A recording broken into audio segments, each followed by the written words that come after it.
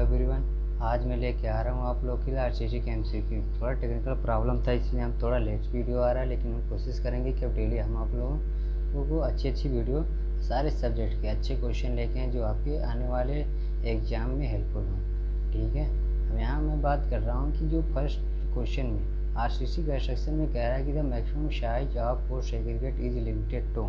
ठीक है, maximum size कह रहा है कि आरसीसी कंस्ट्रक्शन में कितना लेते हैं कोर्स एग्रीगेट के, तो हम कोर्स एग्रीगेट में लेते हैं 20 mm। ठीक है, बट अगर कई बार क्या होता है, सॉरी 20 mm, कई बार क्या होता है कि हमें कंस्ट्रक्शन में जो हम कंस्ट्रक्शन के लिए स्ट्रक्चर यूज करते हैं जैसे बीम स्लैब, इसकी अगर थिकनेस कई बार गिवन हो, ठीक है, अगर उसकी थिकनेस गिवन हो या यूँ कहे तो उससे डेप्थ। ठीक है, अगर डेप्थ गिवन हो, ठीक है, तो डेप्थ लेने के लिए क्या करते हैं हम, अगर डेप्थ गिवन हो गहराई, ठीक है, अगर डेप्थ गिवन हो उसके स्ट्रक्चर की, तो हम क्या करते हैं उस डेप्थ का ही 1/4 करते हैं, तो हमारा मैक्सिमम कोर्स एग्रीगेट की साइज हम गिवन हो जाती है जिस आरसीसी कंस्ट्रक्शन के लिए हम यूज करते हैं। इससे ज़्यादा नहीं होनी चाहिए, नॉट ग्रेटर देन। ठीक है, not greater than depth divide by 4 लेते हैं। अब हम आते हैं अपने नेक्स्ट क्वेश्चन की। नेक्स्ट क्वेश्चन में कह रहा है कि हमारा जो नेक्स्ट क्वेश्चन कह रहा है कि हम कौन सा स्ट्रक्चर यूज करें इसमें। ठीक है, यूनिट वेट ऑफ आरसीसी, वो भी पूछ किस में रहा है, केजी पर मीटर क्यूब में। कई बार क्या होता है कि ऐसे क्वेश्चन में आपको थोड़ा घुमा देता है, ये कहना क्या चाहता है कि कहना ये पूछना चाहता है कि यूनिट वेट ऑफ आरसीसी, अगर आरसीसी को अगर हम प्लेन रिइंफोर्समेंट या रिइंफोर्समेंट कंक्रीट लेते हैं, अगर प्लेन कंक्रीट लेते हैं तो आप पढ़े होंगे कि 24,000 लेते हैं, सॉरी 2400 लेते हैं। अगर वही आरसीसी की बात कर रहे हैं रिइंफोर्समेंट कंक्रीट, तो ये होती है 2500, बट यहाँ हमें ऑप्शन में क्या है गिवन नहीं है वैल्यू, तो हम क्या करेंगे जो हमें पता है आरसीसी में वो हम वैल्यू इसमें देखेंगे। तो 1200 तो होने से 18, तो इसमें इसके अप्रॉक्स में कितनी वैल्यू गिवन है 24,000, तो हम क्या करेंगे इस वैल्यू को ही सी को ही करेक्ट मान लेंगे। ठीक है, ऐसे ही क्वेश्चन आते हैं जो आपको घुमाने के लिए होते हैं, जो आपको थोड़े कन्फ्यूजन करने के लिए होते हैं, बट आपको करने क्या है जो आपको गिवन वैल्यू जो आपको IS 456 जो IS इंडियन स्टैंडर्ड कोड में गिवन हो उस वैल्यू के ही अप्रॉक्स में हम सारी वैल्यू ले सकते हैं। अब आते हैं अपने नेक्स्ट क्वेश्चन के लिए। ठीक है, नेक्स्ट क्वेश्चन में कह रहा है कि इन लिमिट स्टेट अप्रोच, ठीक है, इन limit state approach spacing of main enforcement control is primarily. आप पढ़े होंगे कि जब हम कंस्ट्रक्शन डिज़ाइन करते हैं जैसे स्लैब हो गई बीम हो गए, तो हम एक मैक्सिमम साइज उसमें देते हैं कि कितने हमारी जो भी स्टील बार होगी कितनी उसके अंदर स्पेसिंग होगी।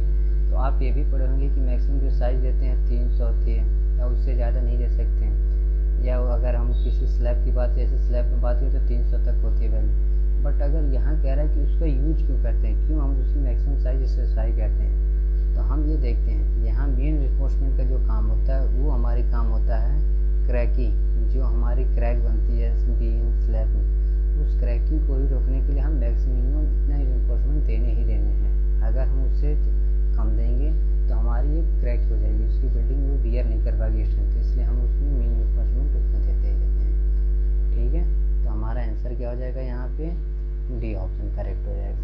ठीक है, आप लोगों को अभी अब नेक्स्ट क्वेश्चन अब आगे के जो मिलेंगे वो हिंदी और इंग्लिश दोनों मिलेंगे। मैं ये क्वेश्चन जो आपके लिए सबसे अच्छे क्वेश्चन आपके एग्ज़ाम पे हेल्पफुल, और साथ ही आप लोग आने वाले जो एग्ज़ाम जैसे JEE KP एग्ज़ाम के लिए भी हेल्पफुल होंगे, ऐसे क्वेश्चन में आप लोग को लेता आता रहूँगा। ठीक है, अब मैं बात करता हूँ नेक्स्ट क्वेश्चन की। नेक्स्ट क्वेश्चन में कह रहा है कि which is the correct formula for calculating target strength.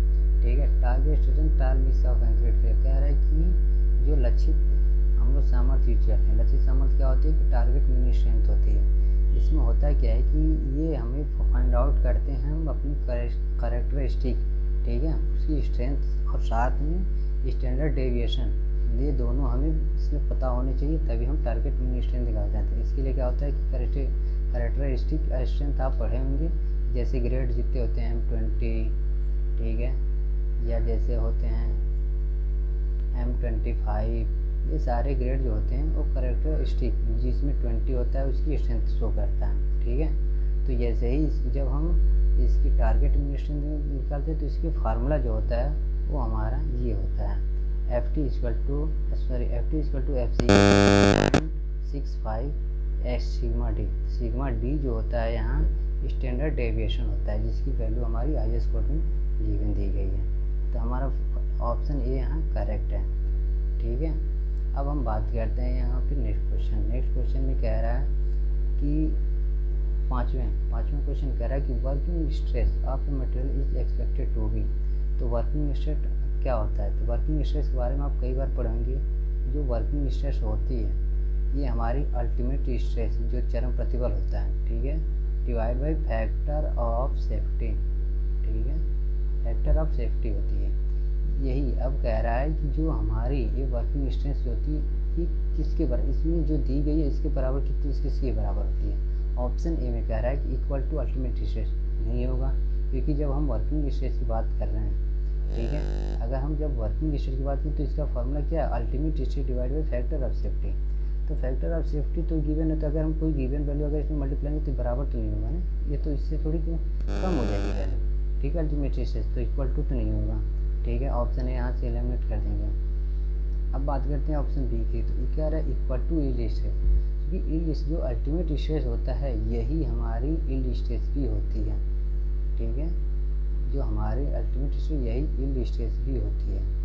जो हमारे मैक्सिमम ग्रेड जो RCC में यूज करते हैं, आपने देखे होंगे कि हम FE 250 ग्रेड अगर यूज कर रहे हैं तो जो 250 है यही हमारी यील्ड स्ट्रेंथ होती है। ठीक है, तो ये इसके भी बराबर नहीं होगा।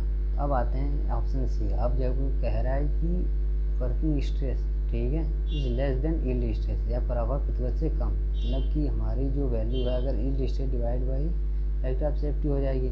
जैसे अल्टीमेट स्ट्रेंथ के बराबर यील्ड स्ट्रेस है तो ये भी फैक्टर ऑफ सेफ्टी, जब फैक्टर ऑफ सेफ्टी से मल्टीप्लाई करेंगे, ठीक है, सॉरी डिवाइड करेंगे यील्ड स्ट्रेस से, तो हमारी क्या हो जाएगी? इसकी वैल्यू कम हो जाएगी ना, ये वैल्यू हमारी वर्किंग स्ट्रेस से कम हो जाएगी। तो मतलब कि हमारा यही सही है। तो कहने मतलब ये भी ऑप्शन हमारा एलिमिनेट हो जा रहा था, लेकिन बस ऑप्शन सी क्या हो रहा है? यहाँ सही हो जा रहा है। ठीक है, अब कह रहा है कि डी ऑप्शन भी देखते हैं कि मोर देन यील्ड स्ट्रेस, जो कि ये सरासर गलत है कि होगा ही नहीं। अब हम बात करते हैं फैक्टर ऑफ सेफ्टी होती क्या है। फैक्टर ऑफ सेफ्टी हम वो मटेरियल के लिए यूज करते हैं कि हमारे मैक्सिमम जो कंस्ट्रक्शन हो वो हमारी एक इकोनॉमिकल स्ट्रेंथ के ही बराबर हो और जितनी लोड हम लगाना चाहते हैं उतनी बियर कर जाएँ, फेल ना हो। इसलिए हम फैक्टर ऑफ सेफ्टी एक अप्रॉक्स में वैल्यू ले चलते हैं ये चलते। तो आप देखेंगे कि फैक्टर ऑफ सेफ्टी, ठीक है, फैक्टर ऑफ सेफ्टी में दो होती है, एक कंक्रीट की आप पढ़े होंगे, ठीक है, एक कंक्रीट के बारे में आप पढ़े होंगे कंक्रीट के, और एक आप स्टील के पढ़े होंगे। ठीक है, कंक्रीट के लिए जो फैक्टर ऑफ सेफ्टी लेते हैं उसकी वैल्यू होती है 1.5 और वहीं स्टील के लिए जो हम लेते हैं उसकी वैल्यू होती है 1.15। ये आपके एग्ज़ाम में बहुत ज़्यादा पूछे जाते हैं, ये आपके आने वाले एग्ज़ाम में और साथ ही हर एग्ज़ाम में ये सबसे ज़्यादा क्वेश्चन पूछा जाता है कि factor of safety of concrete की क्या होती है। तो factor of safety of concrete, ठीक है, होता है उसकी वैल्यू 1.5। और अगर कहे कि factor of safety of steel in reinforcement में, तो हम क्या करते हैं बीम स्लैब जो भी स्ट्रक्चर की बात करें तो वहाँ हम स्टील के लिए क्या करते हैं 1.15 लेते हैं। ठीक है, अब हम बात करते हैं अपने नेक्स्ट क्वेश्चन की। ठीक है, यहाँ जो हमारी FE 250 है, मैंने क्या बताया, जो हमारी FE 250 ये हमारी यील्ड स्ट्रेंथ या अल्टीमेट स्ट्रेंथ की बात करता है। ठीक है, अब हम आते हैं नेक्स्ट क्वेश्चन अपने 6 नंबर में। अगर 6 क्वेश्चन की बात करें तो कह रहा है कि steel course in exposure of air and moisture and trust है, वायु और वार्षिकता में उदासीत स्टील संचारित होता है और उस पर लगा जंग। आप देखेंगे कई बार जो हम कंस्ट्रक्शन करते हैं, ठीक है, तो हमारी जो स्टील होती है, स्टील क्या होता है कि ये एटमॉस्फेयर जो ह्यूमिडिटी के कारण एक एटमॉस्फेयर एब्जॉर्ब कर लेता है, तो उस एक्सपोजर के कारण, उस मॉइस्चर के कारण उसमें क्या होता है कि क्षरण होने लगती है। ठीक है, कोरल्स होने लगते हैं। तो वो वैल्यू कितनी होनी चाहिए कि उसकी जो जितनी वैल्यू होती है, मान लें अगर उसकी वॉल्यूम V है तो कितनी वॉल्यूम हो जाती है उसकी जब कोर्स एक्सपोजर एयर और मॉइस्चर के कारण उसमें होते हैं, तो जो अब वैल्यू इसके बाद जो होती है, ठीक है, वो वैल्यू हो जाती है पहले वाली वैल्यू की 2.5 टाइम्स बढ़ जाती है। ठीक है, मल्टीप्लाई हो जाती है वैल्यू, जो पहले वॉल्यूम है उसका 2.5 टाइम्स हो जाते हैं इसके वैल्यू। अगर मान लो पहले वॉल्यूम उसका V है तो ये जो V1 जो हम पहले देखते हैं उसके V का मल्टीप्लिकेशन होता है 2.5 टाइम्स बढ़ जाता है। तो यहाँ हम देखें तो इसके बराबर तो नहीं होगा, इससे बढ़ जाती है। फीस ऑफ मॉलिक्यूल ये तो गलत है। कह रहा है कि 2.5 है वॉल्यूम ऑफ स्टील, जो वॉल्यूम अगर हमें गिवन भी तो उसके 2.5 से बढ़ जाती है, तो मतलब हमारा क्या होगा, इसका सी हो जाएगा सी ऑप्शन।